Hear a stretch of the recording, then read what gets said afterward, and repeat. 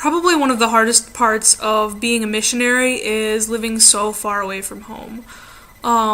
It's obviously really expensive to call my family, and so we really only get to talk once a week for, a very limited amount of time, usually no more than a half hour. And when it becomes really difficult is especially when something's going wrong. I can't pick up my cell phone and call, a good friend or call my family or something like that. I really just have to be able to deal with it either by myself, and praying about it and stuff like that. So I guess in that way, being a missionary has really strengthened my faith and allowed me to improve on myself a lot, being more patient, more forgiving, and stuff like that, and more independent. But really, being so far away from home, knowing that I'm not going to see my family perhaps for a year, knowing I'm not going to see my friends. In South Africa, internet is a little weird. So, sometimes our internet connection's very limited. Sometimes we lose power, so then nothing works. And so, and I miss a lot of things about home. I miss being able to go on the internet and watch things on YouTube and, chat with my friends and stuff like that. I miss being able to have my cell phone just pick up and call, because I have a cell phone here, but it's way too expensive to call home. I miss Reese's peanut butter cups because they don't really have chocolate and peanut butter together here, so I really miss that. And I miss ketchup. They have this crazy stuff called tomato sauce that looks like ketchup but doesn't taste like ketchup. And so, since I'm actually in Israel right now, and so they had ketchup here, so I brought ketchup to bring back with me to South Africa. So some of you asked for some stories of things that have happened in South Africa. One of the weirdest things that's happened was a couple weeks ago we were running a Love Matters retreat. And this kid came, and he was what they call a Sangoma, which is a traditional healer, but he's also Christian, so it's a little strange. But this kid kept having issues during the retreat. All of a sudden, the spirits within him would be aroused, and so they'd have to go outside, and a bunch of kids would surround him and start chanting things, and he had to put on these special robes or something like that. And it was kind of a frightening sight to see, and it really disturbed some of the other kids on the retreat because this kid would just come up and attack them. And so one time we were sitting outside of a session. A couple of the staff members were supervising him with me because something was going on, and so he started to approach actually my boss and started clapping and doing something on the ground and saying something about this guy's gates being open or something like that. And all of a sudden they got him a bucket of water, and it was like something from the Green Mile, like where he's trying to cough up the evil spirits or something. And me and one of the nuns who works there with me, we were just really disturbed because the whole thing was just, there was something wrong with this kid. I mean, if you looked into his eyes, it was almost like he was possessed, really. And so we started praying for him, and then all of a sudden this kid just picks up this bucket of water and dumps it over his head. And, the whole thing was finally over, but it was a frightening experience, and it was definitely a really weird one, at that. And then I think one of the most inspiring stories, we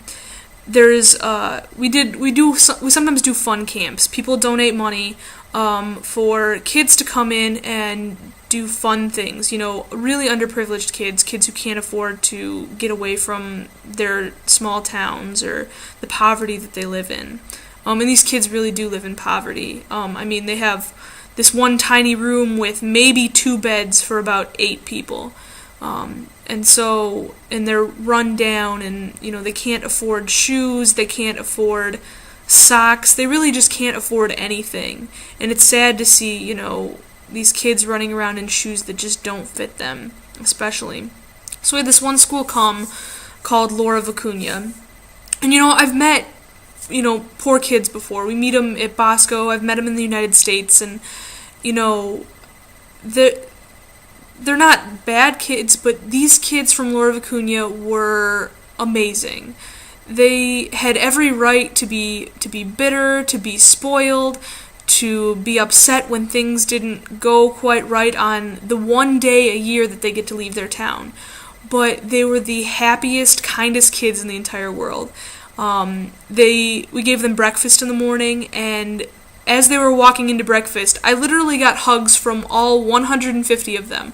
They had just met me, they'd just walked in, but they all gave me a hug. I couldn't even speak their language. And so they were just such an amazing school. They were such a joy to work with. And so a lot of us at Bosco were really touched by this group.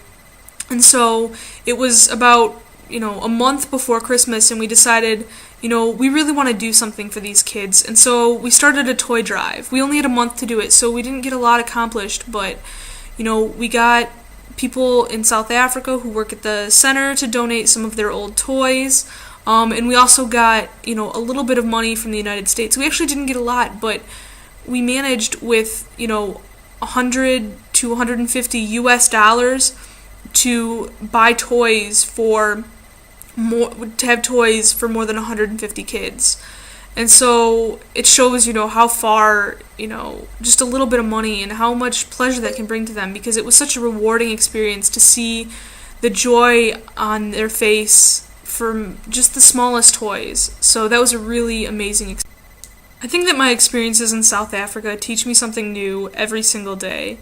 It's definitely inspired me to really want to make a difference in the world, but when you think about making a difference, sometimes people think that you have to be, Gandhi or Mother Teresa or this big famous person that does, a ton of huge things and that people remember them forever. But I think what I've learned more in South Africa working as a missionary is that really you can't do big things a lot of the time.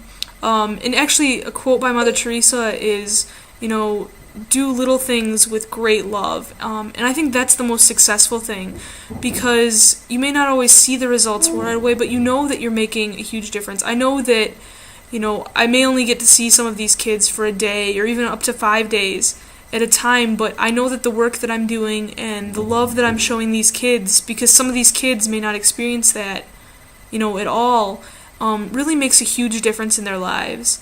And that, I'm not going to be world famous someday, but I know that I've made a difference and that I've done good work and that I've done God's work and really done something that I can be proud of and feel good about at the end of the day.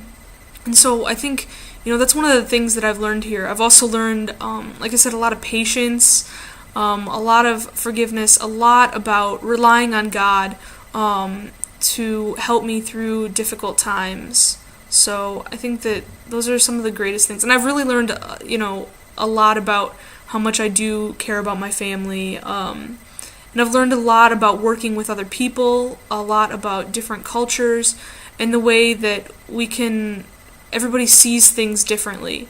And so trying to understand the ways that people see things differently from me and trying to be patient with them and not, just jump to conclusions. So one of the cultural things that I really love to watch and to attempt to participate in is the way that the people here sing and dance. They have, obviously there's so many different languages, and so they sing, but then the dancing, and so going to a mass with some of these groups is really awesome because they'll incorporate their songs and their movements and stuff like that.